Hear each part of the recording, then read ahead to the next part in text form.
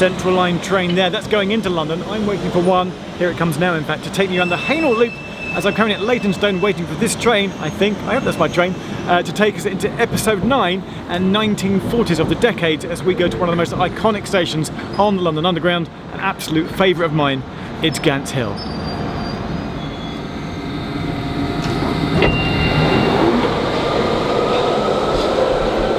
We are at Gants Hill, and the absolute jewel in the crown, which we will discuss in a moment, is what I'm standing beneath now, this area with the barrel vaulted roof.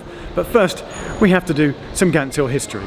Gants Hill Station on the Hainault Loop opened in 1947, but construction of it, along with the two adjacent stations at Wanstead and Redbridge, were actually started in the 1930s.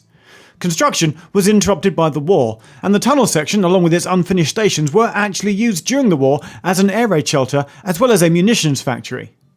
Now, the Hainault Loop exists because the London Underground took over a section of the London and North Eastern Railway and built these three new stations and line section to link up and complete the loop. I talk about this more and find evidence of where the Central Line emerges alongside the old LNER abandoned section in my Lost Railway of London series. So this Zone 4 station has been designed by classic underground station designer Charles Holden.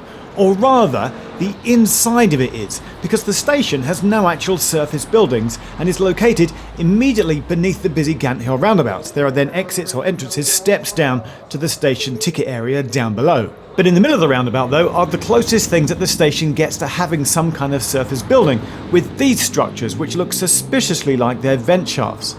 But aside from that, there are just passageways down below with these coloured tiled walls. There's a sort of Central Line red colour scheme maybe going on. And it's also a place where you can find one of these stickers from 5 years ago that hasn't even started to wear away yet. Oh, and I'm pretty sure that I just walked around in an entire circle down here. I'm lost in the subway tunnels beneath Gants Hill roundabout.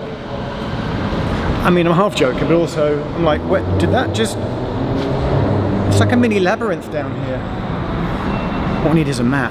Yeah, I'm having trouble orientating myself. Exits 3 and 4, 5, 2, 1. But the map here makes it slightly easier. But I'm pretty sure that exit 2 splits into 2 and exit 4 splits into 2. So you could argue that it's 1, 2, 3, 4, 5, 6, 7 exits. TfL says 5. I say it's 7. Depends how you count it. Gants Hill, by the way, is the easternmost station on the tube network that is actually underground. And because you're now wondering what the other compass points are, I can tell you that it's Southgate in the north, Heathrow Terminal 5 out west, and South Wimbledon to the south that are the other stations at the extremities that are actually located underground. And also, because I like to come up with anagrams for stations, I was delighted when I worked out that Gants Hill is an anagram of the phrase all nights, especially as this station does get a night tube service. Back in the station, and I've always liked the Holden designed square-shaped light fittings which everyone always walks past and misses because nobody ever looks up. There's evidence too of where the line used to go further beyond Epping to Ongar, where there's a metal plate which you see in quite a lot of stations screwed over on top of the old line diagram. Now you might also like to refer to Gants Hill as Ants Hill, which is what someone amusingly has done here by sticking a no smoking sticker over the letter G. And on the dot matrix display here, it does always amuse me that trains here are signed to go to Hainault via Newbury Park, when there's literally no other way to go, as Newbury Park is the next stop. But enough pedantry, how about some more cool design features? So Gants Hill has got this lovely sort of gold and yellow tile pattern with the little roundels. We'll get to those in a second. But the previous two stations, Redbridge and Wanstead, also have their own sort of unique colour tile patterns. It's a bit like on the northern end of the Piccadilly going up through Turnpike Lane. Every station looks similar, but with its own coloured tile pattern. The three stations here that are in the tunnel have their own tile patterns, and those, the little red roundels, are also down at Wanstead and Redbridge, but the little tile patterns there isn't the only place you see them, because you can also see them here. Yeah, there's a small number of stations where you get this, London Underground roundel clocks, but Gants Hill does it the best, I think, with roundels 4 numbers and a roundel on the hour hand as well. Marvellous stuff. But apart from the little roundels being the best bit is obviously this bit, which we need to talk about now. The story goes that in the 1930s, the London Passenger Transport Board had assisted with plans for the engineers of the Moscow Metro who came to visit London. Following that 1935 visit and report by the Underground's engineers on the Moscow system, it was then decided in London to create a station on the tube drawing on their similar design principles.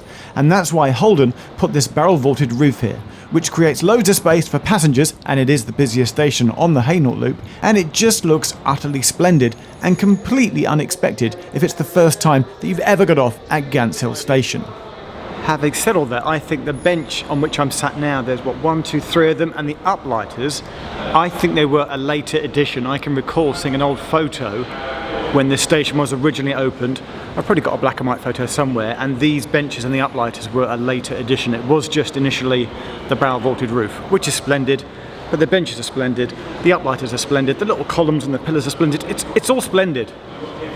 Easily in my top 10, probably my top 5 of tube stations. I should come up with the top 5. So I thought about this all the way home, and in the end I came up with this, a top 5, but you know, this could change and this may not be my final top 5, but why don't you tell me in the comments what stations you'd put in your top 5 tube stations of all time.